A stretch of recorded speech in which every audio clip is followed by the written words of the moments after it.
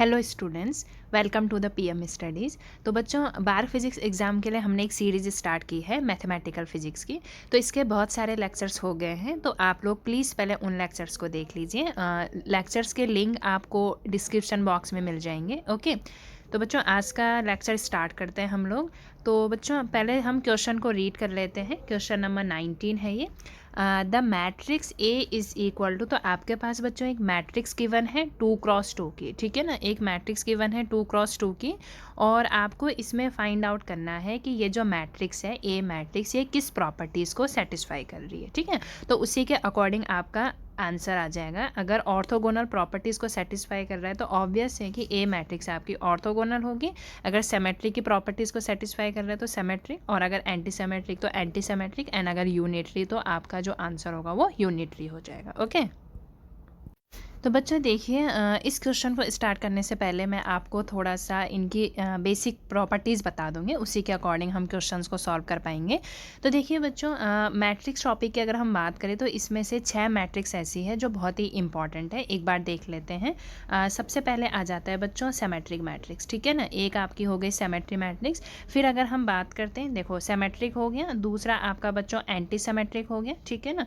और ये वो मैट्रिक्स है जिनकी प्रॉपर्टीज़ आपको याद करनी, क्योंकि बहुत ज़्यादा चांसेस बनते हैं इस टाइप के मैट्रिक्स की प्रॉपर्टीज़ का आना एग्ज़ाम में। तो सिमेट्रिक हो गया बच्चों, एंटी सिमेट्रिक हो गया, और ऑर्थोगोनल हो गया, और अगर हम बात करें फोर्थ की तो हर्मिशन हो गया बच्चों, एंटी हर्मिशन हो गया, और आपका यूनिटरी मैट्रिक्स हो गया, ठीक है ना। तो ये 6 मैट्रिक्स ऐसी है बच्चों जिनकी प्रॉपर्टीज़ को आपको याद करना है। ओके, तो अब बच्चों को प्रॉपर्टीज़ तो याद हो जाती है, लेकिन इतनी सारी मैट्रिक्स है, इतने सारे फॉर्मूले फिजिक्स में हो जाते हैं कि वो एग्ज़ाम के टाइम में आप लोग उसको रिकॉग्नाइज नहीं कर पाते। तो इसलिए बच्चों हम लोग क्या करेंगे कि हम इन 3 मैट्रिक्स की प्रॉपर्टी याद करेंगे, और इन 3 मैट्रिक्स की प्रॉपर्टी हमें खुद ही याद हो जाएगी। तो कैसे हम लोग करेंगे देख लीजिए यहाँ पे। देखिए बच्चों, सबसे पहले हम थोड़ा सा बेसिक टर्म समझते हैं मैट्रिक्स में। आपको पता होना चाहिए कि अगर हमारे पास कोई भी मैट्रिक्स है, ए मैट्रिक्स है, ठीक है ना, और इसको मैंने 2x2 मैट्रिक्स ले लिया, 2x2 मैट्रिक्स ले लिया। सपोज दैट 2 3 1 2 ये मैंने इसके एलिमेंट्स ले लिए। अब बच्चों अगर हमें इसका ट्रांसपोज करना है, ट्रांसपोज निकालना है, तो हम लोग क्या करते हैं बच्चों, सिंपल आपका जो रो है उसको चेंज कर देते हैं कॉलम में, या आप कह सकते हो कॉलम को चेंज कर देते हैं रो में। तो दोनों तरीके से बच्चों आपको ट्रांसपोज मैट्रिक्स मिल जाएगी। ऑर्डर उसका सेम रहेगा, 2x2 ही ऑर्डर आपको मिलेगी। तो देखिए जैसे हम यहाँ पे इसको कर देते तो क्या मिल जाएगा आंसर, 2 1 एंड 3 2। ओके, तो ये आपने ट्रांसपोज निकाल दिया। अब अगर बच्चों मुझे इस ट्रांसपोज का डायगर निकालना है, ठीक है ना, तो क्या करते हैं हम लोग, अगर आपको डायगर निकालना होता है, ये डायगर का सिंबल होता है, तो आप लोग क्या करते हो बच्चों, पहले किसी भी मैट्रिक्स का ट्रांसपोज किसी भी मैट्रिक्स का कॉम्प्लेक्स कॉन्जुगेट निकालते हो, और उसके बाद उसका ट्रांसपोज निकालते हो। या आप कह सकते हो बच्चों कि किसी भी मैट्रिक्स का पहले ट्रांसपोज निकाल दो और उसके बाद उसका कॉम्प्लेक्स कॉन्जुगेट निकाल दो। दोनों मेथड से आप लोग कर सकते हो, प्रॉब्लम नहीं है, ठीक है। तो अब अगर हमें इस मैट्रिक्स का ट्रांसपोज निकालना है जो आपके पास गिवन है, इसका कॉम्प्लेक्स कॉन्जुगेट निकालना है, तो क्या हो जाएगा बच्चों, सेम हो जाएगा। तो इससे आप लोग क्या समझे बच्चों, इससे आप लोग एक चीज़ समझे कि मैं ये कह सकती हूँ, देखो अच्छे से देखो, कि किसी भी मैट्रिक्स का जो ट्रांसपोज है उसके डायगर के बराबर होगा कब, ये दोनों इक्वल होंगे बच्चों। अगर आपके पास एक मैट्रिक्स, जो ये ए मैट्रिक्स, ये मैट्रिक्स ऐसी है बच्चों कि इस पर कोई भी कॉम्प्लेक्स नंबर नहीं है, मतलब इस पर आपके कॉम्प्लेक्स नंबर नहीं होने चाहिए, ठीक है ना। तो अगर एक मैट्रिक्स ऐसी है जिस पे आपके कॉम्प्लेक्स नंबर नहीं है, या इस पे सारे जो नंबर है वो रियल ही है, तो उसमें हम कह सकते हैं कि जो ट्रांसपोज है वो आपके डायगर के बराबर हो सकता है। क्योंकि दोनों में फ़र्क क्या है बच्चों, देखो इसमें भी हम ट्रांसपोज निकालते हैं, अगर कोई भी, अब देखो सबसे पहले हम बात करते हैं कि कॉम्प्लेक्स कॉन्जुगेट कैसे फाइंड आउट करते हैं। जिन बच्चों को नहीं पता है वो देख लो कि अगर आपके पास कोई भी आयोटा नंबर है, तो इसका अगर कॉम्प्लेक्स कॉन्जुगेट निकालना है तो हम इसको चेंज कर देते हैं माइनस आयोटा से, ठीक है। लेकिन अगर कोई भी कांस्टेंट नंबर है, जैसे रियल नंबर है 2, तो इसका अगर कॉम्प्लेक्स कॉन्जुगेट निकालेंगे तो क्या हो जाएगा बच्चों, 2 ही हो जाएगा। तो अगर कोई रियल नंबर है तो उस पर कॉम्प्लेक्स कॉन्जुगेट का कोई भी इफेक्ट नहीं पड़ता है, ठीक है। अब आपको इतनी चीज़ अगर समझ में आ गई होगी तो मैं आपको क्या बताना चाह रही हूँ, ये देख लीजिए। देखो हम इसको डिवाइड कर देते हैं बच्चों 2 पार्ट में। मैंने यहाँ पे लिख लिया रियल पार्ट, ठीक है, और यहाँ पे मैंने कर दिया कॉम्प्लेक्स। ये जस्ट समझाने के लिए या याद करने के लिए है बच्चों, ठीक है। अब देखो रियल में मैंने ले ली सिमेट्री मैट्रिक्स, ठीक है ना। कौन सी मैट्रिक्स ले ली बच्चों, सिमेट्रिक मैट्रिक्स ले ली। और यहाँ पे मैंने ले ली बच्चों हर्मिशन, ठीक है। अब मैं ये इसलिए कर रही हूँ क्योंकि इन दोनों की प्रॉपर्टीज़ भी आपको सेम मिलेगी। देखो कैसे मिलेगी। कोई भी आपकी मैट्रिक्स सिमेट्रिक है बच्चों अगर A transpose is equal to A है, ठीक है ना। और यहाँ पे अगर हम बात करते हैं हर्मिशन की, तो यहाँ पे क्या आ जाता है बच्चों, ए डाइगर इज इक्वल टू ए। तो यहाँ पे आप लोग देख रहे होंगे बच्चों कि आप क्या कर रहे हो, आप जस्ट बच्चों डाइगर को चेंज कर रहे हो ट्रांसपोज से। तो अगर आपको सिमेट्री मैट्रिक्स की प्रॉपर्टी पता है कि A transpose is equal to A है, तो आपको क्या करना है बच्चों, ट्रांसपोज को चेंज करना है डाइगर में। तो आपको किसकी प्रॉपर्टी भी पता चल जाएगी, हर्मिशन की प्रॉपर्टीज़ भी आपको पता चल जाएगी, ठीक है। अब हम सेकंड केस में आ जाते हैं अपने। देखो सेकंड केस है बच्चों एंटी सिमेट्रिक। किसकी बात कर रहे हैं हम लोग, एंटी सिमेट्रिक। तो अगर आपको एंटी सिमेट्रिक की प्रॉपर्टीज़ पता है A transpose is equal to minus A, तो इसकी हेल्प से बच्चों आपको पता चल जाएगी एंटी हर्मिशन, जिसको आप कहते हो स्क्यू हर्मिशन, ठीक है। तो यहाँ पे आ गया बच्चों एंटी हर्मिशन। अब इसकी प्रॉपर्टीज़ क्या होती है, जस्ट ट्रांसपोज को चेंज कर लो डाइगर से, तो ए डाइगर इज इक्वल टू कितना हो जाएगा बच्चों, माइनस ए हो जाएगा। तो इसको आप कहोगे एंटी हर्मिशंस, ठीक है।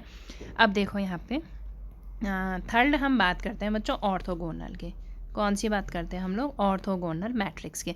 तो अगर आपके पास कोई भी एक मैट्रिक्स है ए और ए ट्रांसपोज अगर आपके पास आई आ जाता है, तो हम कहते हैं कि ये आपकी मैट्रिक्स है ऑर्थोगोनल। अब सेम चीज़ बच्चों हम यहाँ पे आ जाते हैं, यहाँ पे यही सेम रोल प्ले करता है आपका यूनिटरी मैट्रिक्स। कौन सी मैट्रिक्स, यूनिटरी मैट्रिक्स। बस आप लोग क्या करिए, जस्ट ट्रांसपोज को चेंज कर लीजिए डाइगर से। जैसे कि यहाँ पे क्या है, ए डाइगर, ठीक है। और अगर ये आपका आई के बराबर होता है, और आई यहाँ पे क्या है बच्चों, आइडेंटिटी मैट्रिक्स है, इसकी वैल्यू हमें पता होनी चाहिए 2x2 में कैसे लिखते हैं या 3x3 में कैसे लिखते हैं।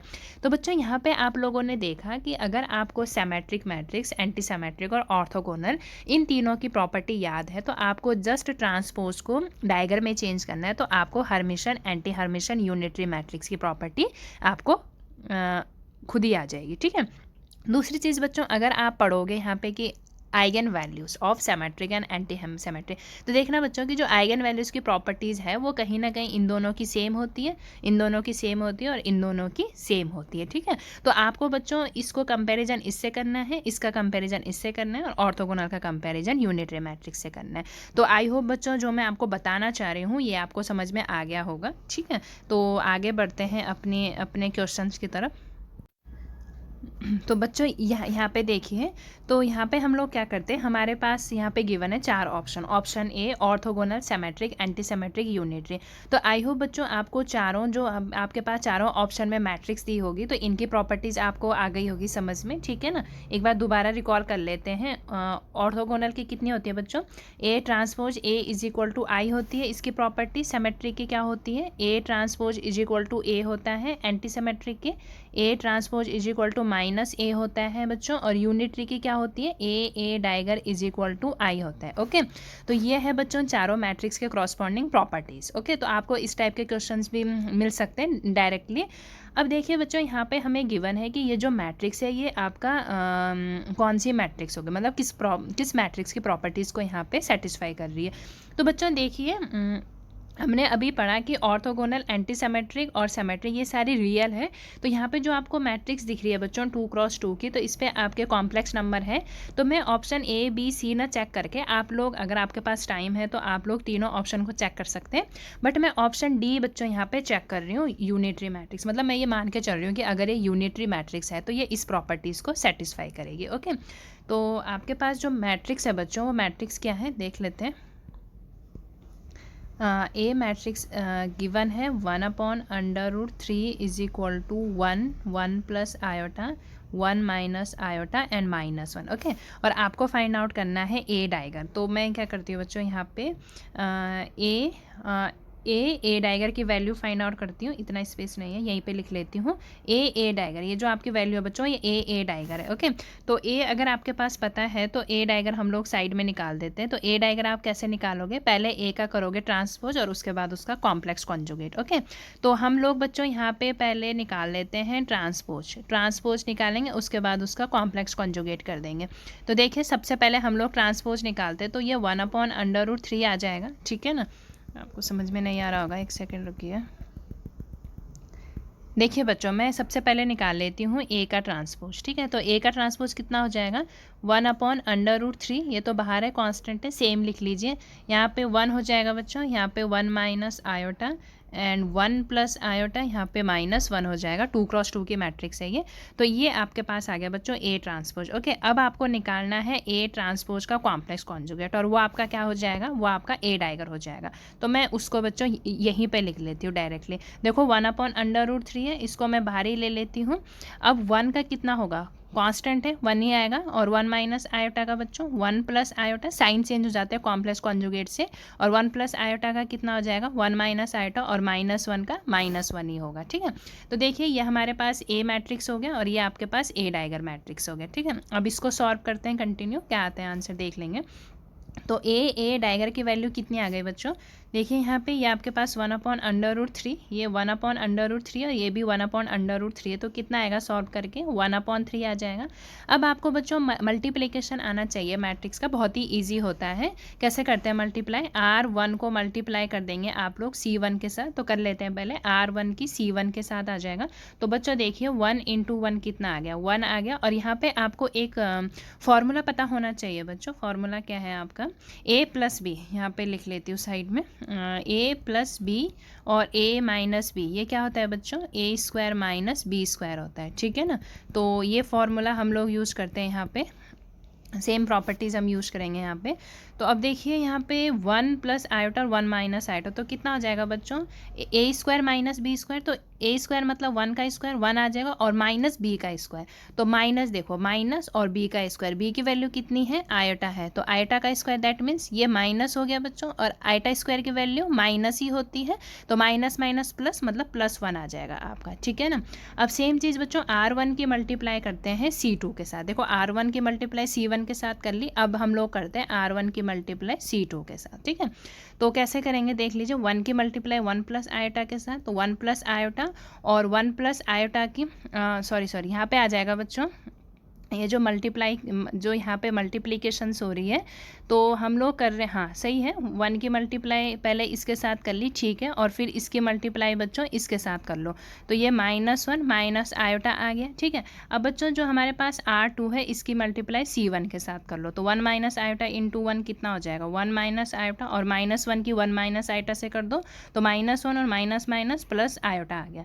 अब बच्चों जो ये R2 है, ये जो R2 है, इसकी मल्टीप्लाई C2 के साथ कर दो, तो कितना आ जाएगा देखो 1 माइनस आयोटा और 1 प्लस आयोटा, कितना आ गया 1 माइनस आयोटा और 1 प्लस आयोटा, यहाँ पे फॉर्मूला लग जाएगा वही a + b a - b, तो कितना आ जाएगा 1 + 1 और -1 × -1 कितना हो जाएगा +1 हो जाएगा। ठीक है, तो आप लोग भी करिए इसको प्रैक्टिस, साथ साथ में समझ में आ जाएगा आपको।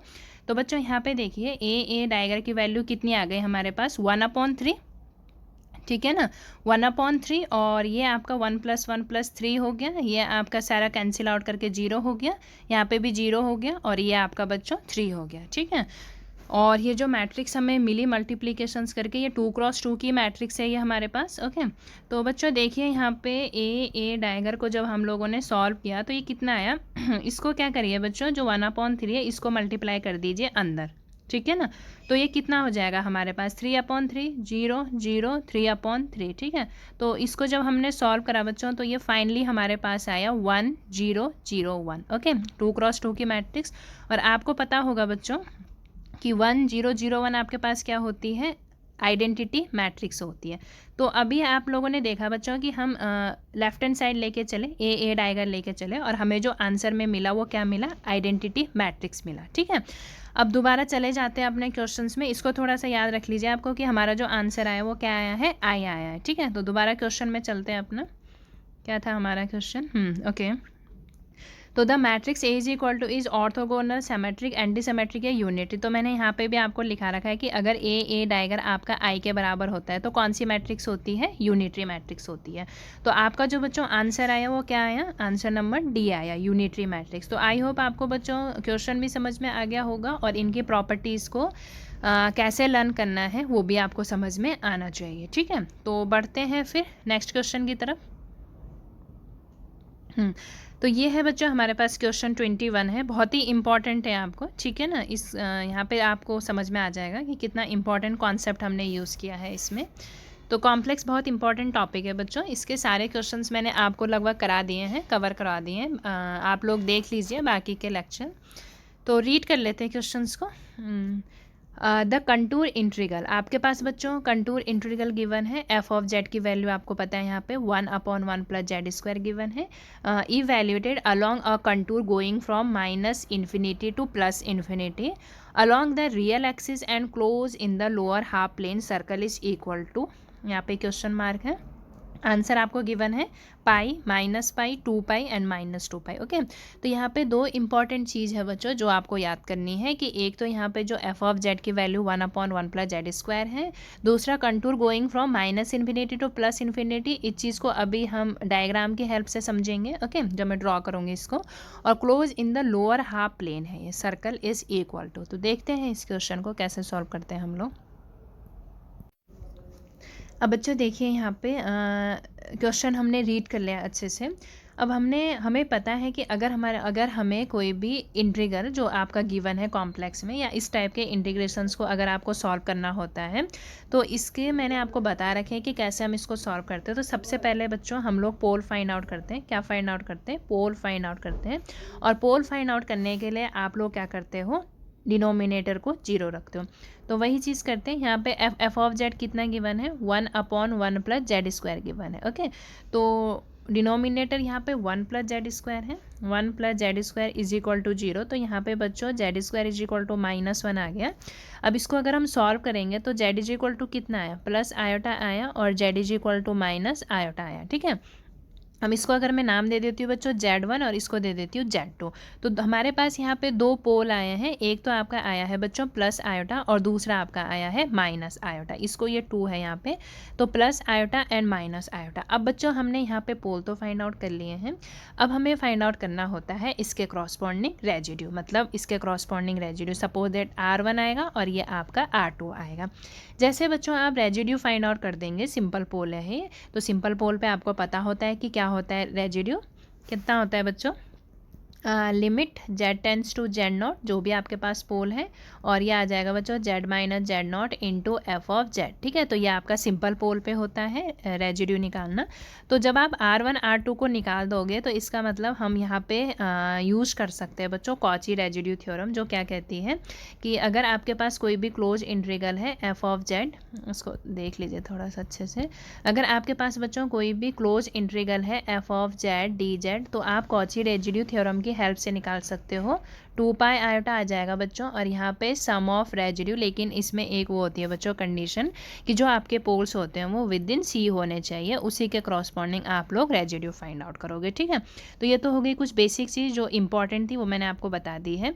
अब यहाँ पे बच्चों आपके जो पोल है वो इनसाइड द सर्कल है या आउटसाइड द सर्कल है, इसके लिए आपको पहले जो क्वेश्चन में गिवन है ग्राफ प्लॉट करना, ग्राफ नहीं मतलब सर्कल ड्रॉ करनी होगी, उसी के अकॉर्डिंग हमें पता चलेगा कि कौन सा पोल आपका इनसाइड है और कौन सा पोल आपका आउटसाइड है। ओके, तो बच्चों क्वेश्चन में हमें इक्वेशन ऑफ सर्कल तो नहीं गिवन है, लेकिन थोड़ा सा हमें ये हिंट गिवन है कि minus infinity to plus infinity है, और जो आपका क्लोज है वो लोअर हाफ प्लेन में है सर्कल। ठीक है ना, तो ड्रॉ कर देते हैं इसको। तो देखिए दूसरे पेन से ड्रॉ कर देती हूँ, समझ में आ जाएगा आपको। हाँ ठीक है, अब देखिए बच्चों ये आपके पास हो गई एक्स एक्सिस, ठीक है, और ये आपके पास हो गई बच्चों वाई एक्सिस। एक्स आपकी रियल एक्सिस होती है, वाई आपकी इमेजिनरी होती है। ठीक है ना, अब बच्चों यहाँ पे देखिए आपको गिवन है minus infinity to plus infinity, तो ये माइनस इन्फिनिटी ले लेती हूँ और ये प्लस इन्फिनिटी ले लेती हूँ। ठीक है, और ऐसे बच्चों आपका क्लॉकवाइज डायरेक्शन में सर्कल है, मतलब ऐसा है। ठीक है, होना तो इसको ऐसा चाहिए था, लेकिन यहाँ पे गिवन है लोअर हाफ प्लेन, तो आप लोग जो ऊपर वाला पोर्शन है उसको मैं कट कर देती हूँ। मतलब ये वाला पोर्शन आपका नहीं है जो मैंने रेड पेन से ड्रॉ कर रखा है, सिर्फ आपका ये वाला पोर्शन है लोअर हाफ वाला। ठीक है, अब बच्चों यहाँ पे एक चीज़ आपको और समझ में आ रही होगी कि इसकी जो डायरेक्शन है वो ऐसे है बच्चों, क्लॉकवाइज डायरेक्शन है। ठीक है ना, क्लॉकवाइज डायरेक्शन है, और पोल हम देख लेते हैं, प्लस आयोटा आपका यहाँ पे मान लेती हूँ और माइनस आयोटा आपका यहाँ पे मान लेती हूँ। तो बच्चों प्लस आयोटा तो आपका आउटसाइड द सर्कल है, तो इस पर हमें रेजिड्यू फाइंड आउट नहीं करना है। Minus iota inside the circle है, तो इस पर हमें रेजिड्यू फाइंड आउट करना है। ठीक है, तो सिंपल पोल है जैसे कि मैंने आपको कहा, तो सिंपल पोल पे हमें पता है कि कैसे हम लोग फाइंड आउट करते हैं रेजिड्यू, तो कर लेते हैं हम लोग। ठीक है, तो बच्चों देखिए आपके पास हो जाएगा तो देखिए बच्चों क्या है आपका जो रेजिड्यू है वो माइनस आयोटा है, तो हम रेजिड्यू फाइंड आउट कर लेते हैं। तो आर की वैल्यू कितनी हो जाएगी बच्चों, limit Z tends to minus iota, ठीक है ना। और यहाँ पे आ जाएगा बच्चों जेड माइनस आयोटा, तो जेड माइनस माइनस प्लस हो जाएगा, और फंक्शन की वैल्यू आपको दिख रही होगी यहाँ पे। तो कितनी है बच्चों, 1/, इसको मैं थोड़ा सा एक्सटेंड फॉर्म में लिख लेती हूँ, जेड प्लस आयोटा और जेड माइनस आयोटा हो गया। जेड प्लस आयोटा से ये कैंसिल आउट बच्चों, यहाँ पे हम लोग लिमिट पुट कर लेते हैं। तो कितना आया, 1/जेड, जेड की जगह क्या रख लूँगी, माइनस आयोटा और माइनस आयोटा, ठीक है। अब इसको जब आप लोग सॉल्व करोगे तो कितना है बच्चों हमारे पास, ये आना चाहिए आपका इज इक्वल टू, एक सेकेंड रुको थोड़ा सा, इसको जब आपने बच्चों सॉल्व किया तो ये आपके पास आया, जब आपने वैल्यू पुट करी तो 1/जेड की जगह माइनस आयोटा और माइनस आयोटा, तो कितना आया आपके पास, 1/-2 आयोटा। तो अब बच्चों आपने रेजिड्यू फाइंड आउट कर लिया है। अब अगर हम इसमें बच्चों कॉची रेजिड्यू थ्योरम लगाते हैं, तो कॉची रेजिड्यू थ्योरम के अकॉर्डिंग यहाँ पे बता रही हूँ, यहाँ पे देख लो। तो कॉची रेजिड्यू थ्योरम के अकॉर्डिंग बच्चों क्या होता है, 2 iota into sum of residue. तो एक ही रेजिड्यू है तो सम करने की ज़रूरत नहीं है, तो लिख लो इसको, माइनस है 1/2 आयोटा, तो आयोटा से आयोटा कैंसिल आउट, 2 से 2 कैंसिल आउट, तो आपके पास बच्चों जो आंसर आया वो -π आया, ठीक है। तो इसमें आई थिंक इस टाइप के क्वेश्चंस में 90% बच्चे आंसर तो फाइंड आउट कर लेते हैं, जैसे अभी मैंने भी कर लिया है -π, और यहाँ पे आप लोग आंसर लगा लोगे -π, ठीक है। लेकिन बच्चों ये गलत है, तो इस टाइप के क्वेश्चंस को आपको बहुत ही अच्छे से करना होता है, क्योंकि इस क्वेश्चन से आपके नेगेटिव मार्क्स जो है वो नेगेटिव में आ जाते हैं, ठीक है, जिससे आपका स्कोर और डाउन हो जाता है। अब यहाँ पे देखिए बच्चों एक चीज़ समझने वाली थी यहाँ पे, कि जब हमने सर्कल ड्रॉ करा, दिखा देती हूँ सर्कल यहाँ पे, ठीक है। तो जब हमने बच्चों यहाँ पे सर्कल ड्रॉ करा तो इसकी जो डायरेक्शन थी वो क्लॉकवाइज थी, लेकिन जब आपने बच्चों कॉम्प्लेक्स पढ़ा होगा थोड़ा सा, अगर मैं बेसिक में जाऊँ तो ये एक्स एक्सिस है, या वाई एक्सिस है, ठीक है।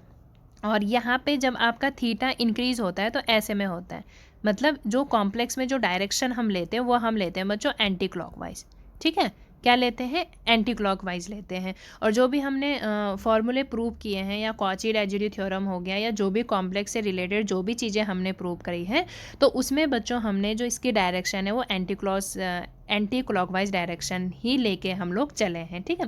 बट यहाँ पे बच्चों जो आपका क्वेश्चन था, जैसे मैंने आपको दिखाया यहाँ पे जो डायरेक्शन है वो आपकी एंटी क्लॉकवाइज ना होके क्या थी बच्चों, क्लॉकवाइज थी, ठीक है ना। दिख रहा है आपको यहाँ पे क्लॉकवाइज है आपकी डायरेक्शन। तो इसलिए बच्चों हम लोग क्या करेंगे यहाँ पे, कि जो भी आपका आंसर आया है, कितना आया है यहाँ पे, -π आया है, तो इसमें हम लोग एक साइन और यहाँ पे डाल देंगे। क्यों डाल देंगे, क्योंकि यहाँ पे जो आपकी डायरेक्शन है वो आपकी एंटी क्लॉकवाइज होनी चाहिए थी, लेकिन हमारे क्वेश्चन के अकॉर्डिंग क्लॉकवाइज डायरेक्शन थी, तो उसको एंटी क्लॉकवाइज में लाने के लिए हमें एक माइनस साइन इसमें और ऐड करना पड़ेगा। तो माइनस और -π कितना हो जाएगा बच्चों, +π हो जाएगा, ओके। तो आपका जो आंसर है बच्चों -π ना हो के क्या हो जाएगा, आंसर +π हो जाएगा। तो इस टाइप के क्वेश्चंस को आपको बहुत प्रैक्टिस करनी है, ठीक है। तो आई होप आपको क्वेश्चन समझ में आया होगा। दोनों ही क्वेश्चन बहुत इंपॉर्टेंट थी, दोनों की प्रॉपर्टी भी बहुत इंपॉर्टेंट थी। तो इस टाइप के क्वेश्चन आपको बच्चों ज़रूर मिलेंगे एग्ज़ाम में देखने के लिए, और आई होप कि आपको इस टाइप की प्रॉब्लम अगर आपके आती है एग्ज़ाम में तो आप लोग क्रैक कर पाएँ इस टाइप की प्रॉब्लम को, ठीक है। तो थैंक यू बच्चों।